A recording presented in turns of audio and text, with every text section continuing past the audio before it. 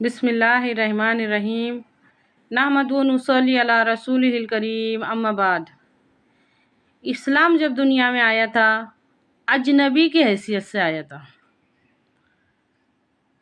جن لوگوں سے میں نے یہ بات سنی، جس اسکالر سے، علم والوں سے، انہوں نے اجنبی کا ہی نام لیا ہے۔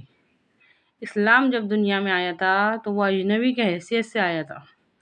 اجنبی کس کو بولتے؟ جس کو کوئی بھی جانتا نہیں، پہچانتا نہیں۔ مثال کے طور پہ 100-200 لوگوں کا گروپ ہے، لیکن کوئی بھی نہیں پہچان رہا کون یہ اجنبی ہے۔ اجنبی کی حیثیت سے اسلام آیا تھا، اور جب رخصت ہوگا تو بھی وہ اجنبی کی حیثیت سے رخصت ہوگا۔ سوچ کے دیکھو کتنے افسوس کی بات ہے۔ اس وقت کا صحیح ہے کہ اسلام اس سے پہلے نہیں تھا تو وہ اجنبی کی حیثیت سے تھا، اس کو کوئی جانتا بھی نہیں تھا، پہچانتا بھی نہیں تھا، کیونکہ جب وہ سب سے پہلی بار آیا تھا۔ لیکن آج مثال کے طور پہ کہ ہم کسی محلے میں رہتے، گاؤں میں، شہر میں، کوئی 25 سال رہ رہا، کوئی 30 سال رہ رہا، 10 سال رہ رہا، اور کوئی بھی اس کو جانتا بھی نہیں، پہچانتا بھی نہیں۔ ہو سکتا ہے ایسا؟ میں نے گاؤں شہر کی بات کری، یہ تو اسلام ہمارے ساتھ، ہمارے نام کے ساتھ۔ مسلمان کس کو بولتے؟ اسلام والے کچھ مسلمان بولتے۔ اسلام والا کون؟ مسلمان۔ اتنا جڑا ہے نام، اللہ کے واسطے نام میں تو غور کرو۔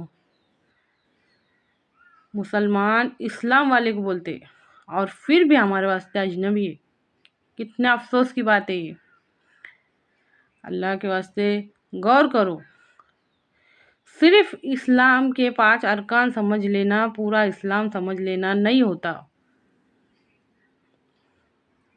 اسلام جب دنیا میں آیا تھا اجنبی کی حیثیت سے آیا تھا، اور جب رخصت ہوگا تو وہ بھی اجنبی کی حیثیت سے۔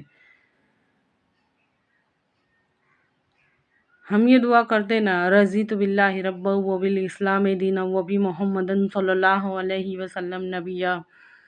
پڑھتے رہیے، میں اللہ کے رب ہونے پر، اسلام کے دین ہونے پر، اور محمد صلی اللہ علیہ وسلم کے نبی ہونے پر راضی ہوں، خوش ہوں۔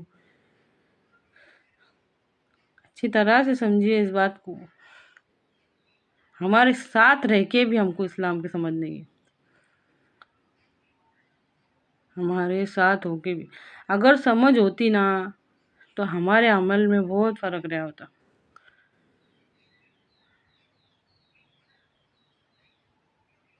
کسی خاندان کا، کسی مشہور خاندان کا لڑکا یا لڑکی کوئی غلط کام کرتے تو ان کے بڑے ان سے خفا ہو جاتے نا، تو نے ہمارے نام خاندان کا نام خراب کرے، تم نے ہمارے خاندان کا نام خراب کرے۔ آج بدعمالوں نے،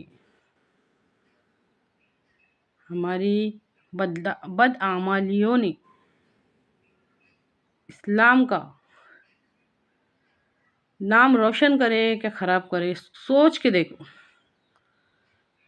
غور کر کے دیکھو، سوچ کے دیکھو۔ پھر اللہ تعالیٰ کے ہم کو انعام دیں گے؟ ہمارے نبی صلی اللہ علیہ وسلم جب کل قیامت کے دن ملیں گے تو شاباشی دیں گے، شاباش بہت اچھا کام کر کے آئے۔ سوچو، اللہ کے واسطے غور کرو۔ کوئی انٹریسٹنگ سی بات بتاؤ، اگر انٹریسٹنگ سی بات سننے کی نا تو ان باتوں میں غور کرو۔ اگر سمجھ میں آ جائیں گی نا یہ باتیں تو انٹریسٹ بھی آئیں گا انشاءاللہ۔ غور کرو ان باتوں کے اندر، ہمارے ساتھ ہے۔ قبر میں بھی سوال ہونے والا ہے، من ربو کا کے بعد من دینوں کا سوال ہونے والا ہے، تیرا دین کیا ہے۔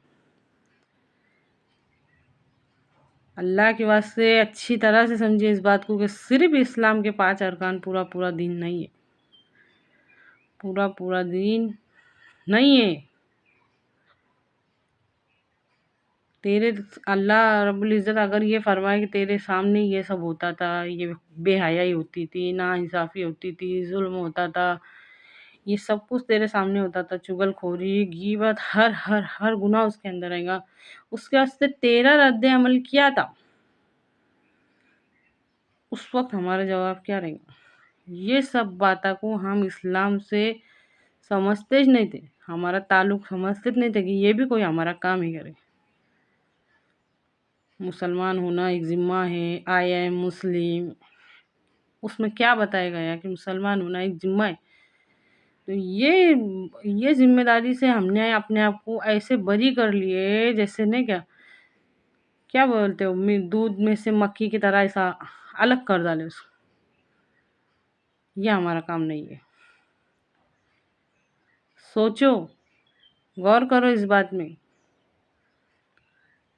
اس اجنبی کے بارے میں ہمارے سے سوال پوچھا جائیں گا نا، جب دنیا میں آیا تھا اجنبی کی حیثیت سے آیا تھا، پھر ہمارے نبی صلی اللہ علیہ وسلم نے اس کی پہچان کرائے، یہ مکمل زندگی گزارنے کا طریقہ ہے، نظام ہے، قانون ہے، پھر آج وہ اور اجنبی ہو گیا۔ کیا سوال نہیں ہوں گا اجنبیوں کے واسطے؟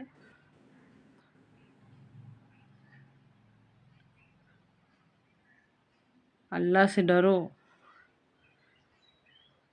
ان سب باتوں میں غور کرو۔ اللہ کہنے اور سننے سے زیادہ عمل کی توفیق دے، آمین۔